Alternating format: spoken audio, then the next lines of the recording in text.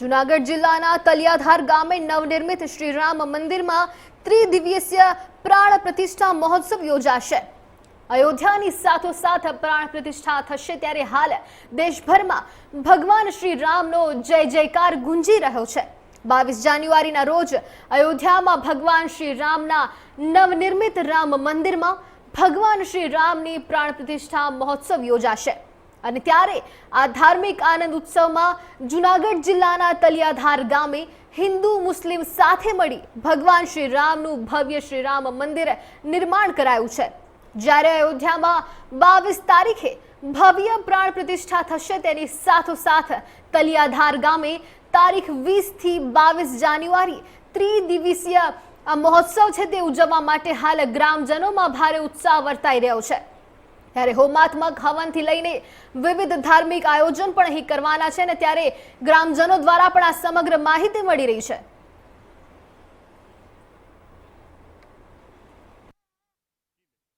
મારું નામ નીતા બાટવા છે અને અમે આ પ્રાણ પ્રતિષ્ઠા રાખેલી છે અને આજે તારીખ 20, 21 ને 22 3 દિવસનો કાર્યક્રમ રાખેલો છે અને અહીંયા ધામધૂમથી રામ ભગવાનની બધું કરવામાં આવ્યું છે આયોજન અને ગામ તળિયાધારમાં રાખેલું હોય છે।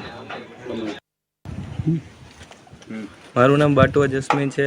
આજ તારીખ 20/1/2024ના રોજ અમારા ગામ તળિયાધારમાં આજના રોજે શ્રી રામ મંદિરનું અમારે 3 દિવસ 20, 21 ને 22ના રોજ અમે પ્રાણ પ્રતિષ્ઠા મહોત્સવનું આયોજન કરેલું છે, જેમાં બધા અમારા લોકો છે સહભાગી થયા છે અને ધીમે ધામધૂમથી આ કાર્યક્રમનું આયોજન કર્યું છે।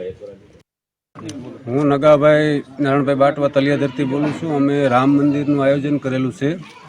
આમ તો અમે 1.5 વર્ષથી આ ચાલુ કર્યું છે નવું બનાવવાનું, પણ અમારી એવી ઈચ્છા હતી કે અયોધ્યાની હારે જ અમારે મુહૂર્ત કરવું છે, બરાબર। એટલે એ ટાઈમે અમે રાખ્યું છે, બરાબર। અને હિન્દુ મુસ્લિમ બધા ભાઈઓએ હળીમળી અને અમે કાર્ય કરેલું છે। બધાએ ફંડ આપી બધાની એક શક્તિ સાથે કરેલું છે, બરાબર। જે શાસ્ત્રીજી, મારું નામ યોગેશ ભટ્ટ શાસ્ત્રી, આ યજ્ઞનો હું આચાર્ય છું।